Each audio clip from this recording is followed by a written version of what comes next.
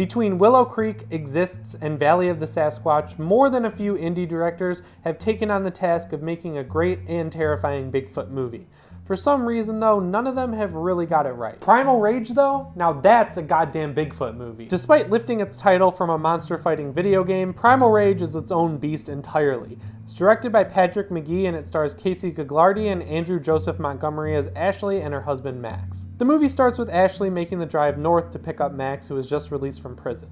Ashley is pissed at him for leaving her alone to raise their son, but you can tell she still loves Max. There's a lot of backstory introduced, but it's all done contextually while Ashley and Max talk about their life situation like normal people. McGee made me like these characters through his directing. There aren't any huge exposition dumps to let you know their backstory, and Montgomery and Gaglardi played them in strong, believable ways. On the way down, they stop for gas, and a group of redneck hunters heckle them. They obviously don't want any part of that, so they get out of there quick and continue on their way. The road trip comes to a halt though when a bloody man stumbles out of the woods. They stop to decide what to do, and while they're arguing, someone or something starts throwing rocks at them, and then Max takes one right to the head, tumbles down a hill straight into a river. They use real survival techniques to camp out overnight, and I thought that was awesome, and as they make their way back to their car, they happen upon the group of rednecks. This is where things really kick off. I know it sounds like a lot has already happened, but that's all in the first 12 minutes of the movie. Having the little redneck army is great because A, it gives you a group of bad guys to want to see die, and B, it stops the investment that went into making Max and Ashley good characters feel like a waste. So at this point, Bigfoot starts to gain a little confidence and reveals itself, and it's every bit as glorious as it should be. It's called Oma in this movie, and McGee smartly introduces it slowly at first by having it sneak through the woods and use a bow and arrow to incapacitate a couple of rednecks before stomping up and totally obliterating them. The Oma suit is amazing. That's all I have to say on it. It is amazing. It wears pieces of bark as armor, and it has this legendary lip flare-up that made me literally cheer because leading up to its introduction, I kept thinking this is totally like Predator.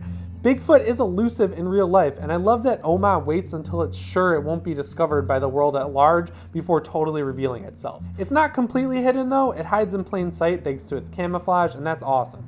My point is, a lot of thought went into Oma and making it feel like the real life Bigfoot would if it were living out in the woods of Oregon somewhere. And just a few minutes later, the movie looked me in the eye and said, "You're right." The kills are also nice and juicy, as they should be.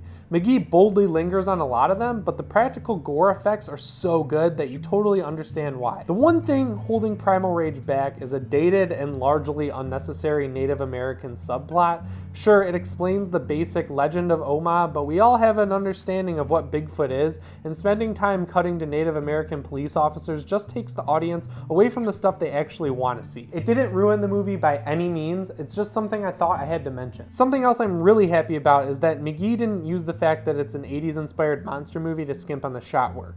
There's tons and tons of great environmental shots that really help you get into the Pacific Northwest setting, and I think the movie benefits a lot from that. Now, it didn't have a high bar to clear, but Primal Rage is far and away the best Bigfoot movie I've ever seen. There isn't a solid release date yet, but Blue Fox told me they're targeting somewhere in the month of February, so that's not too far off. If you have any questions about the movie, I'd be happy to answer them down in the comments below, and if you haven't subscribed, I'd highly recommend doing that right now. Anyways guys, that's all I have for today. So my name is Jimmy Champagne, and I'll see you in the next one. Thanks for watching.